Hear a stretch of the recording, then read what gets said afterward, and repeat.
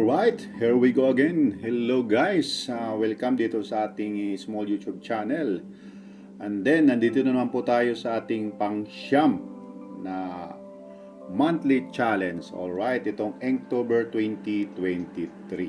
So, ang tema natin ngayong araw ay bounce or sa Tagalog ay talbog. Alright, so same pa rin yung ginamit nating papel, isang watercolor journal na 6x4 inches. May 160 GSM. Yung kapal niya yan. Yung GSM is yung kapal ng papel. At same pa rin yung ginamit nating lapis, isang 2B Faber-Castell, kagaya ng ginamit natin kahapon. And then itong ating tema ay bounce. So marami naman tayong pwedeng gawing concept sa bounce. Pwedeng bola, kahit anong bola, bounce pa rin yun. Lahat ng mga bagay na tumatalbog, balon, lobo, pwede. So, dito sa aking concept ay dahil isa akong table tennis player or athlete, ang ginawa ko dito ay isang karakter na tumitira ng top spin o top spin stroke sa isang table tennis game. Okay, so makikita natin na may nasa harapan yung kanyang bola na tumalbog from the other side of the table. So, sa mga katulad kong table tennis player, so isang musika ang tunog o talbog ng bola sa misa ng table tennis. Napakasarap pakinggan.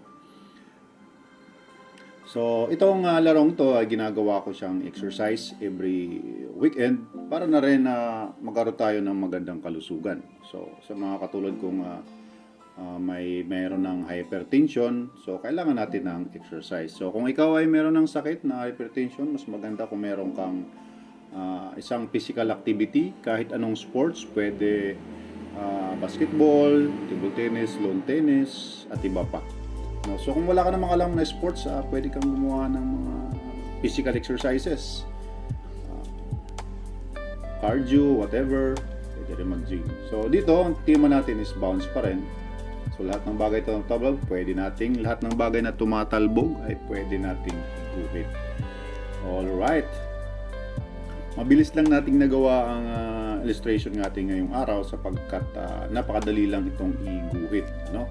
So isang table, may bola, isang karakter na hindi masyadong madetalye yung kanyang damit, yung mukha, hindi masyado. No? So malit lang doon ginawa natin.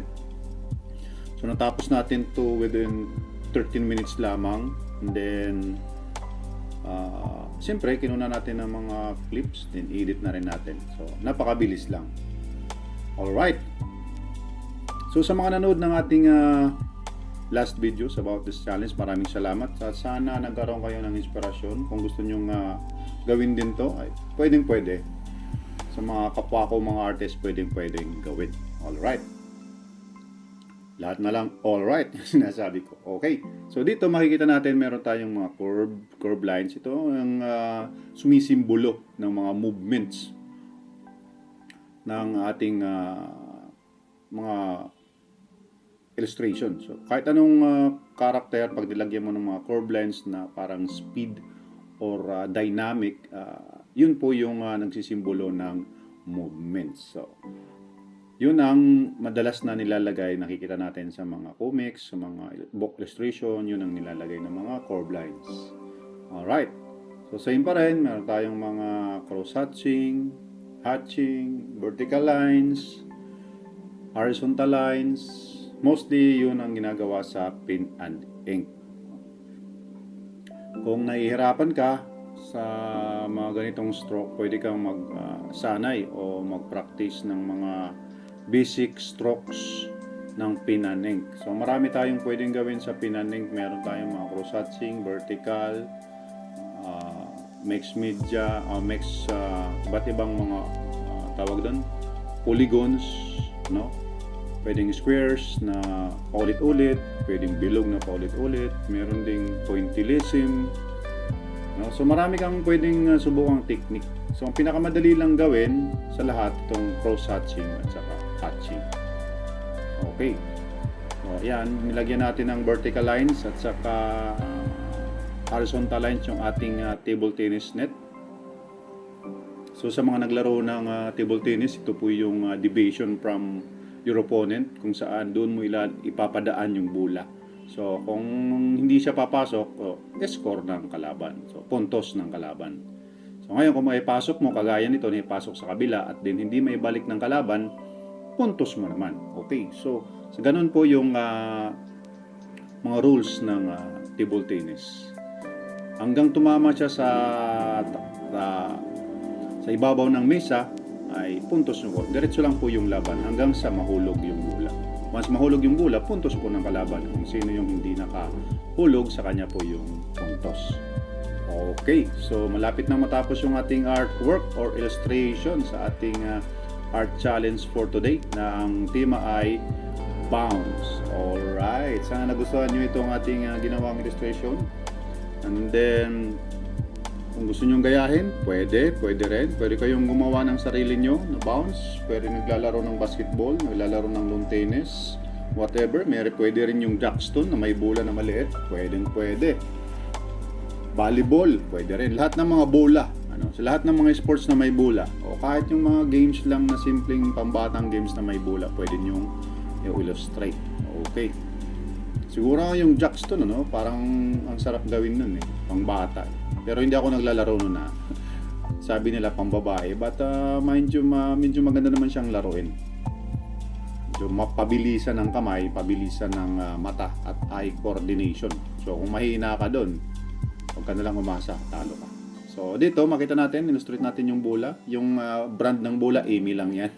Hindi natin nilagyan ng totoong brand. Wala tayong endorsement or sponsorship sa isang brand ng bola. Kahit itong brand ng racket wala. Alright, so pag gumagawa ako ng illustration, lagi ko siyang nilalagyan ng medyo makapal na border para ma-highlights yung ating character o yung space o isang anong tawag doon? Isang part ng ating illustration na gusto nating mag-pop up. Kaya nilalagyan ko siya ng mas makapal na border sa gilid.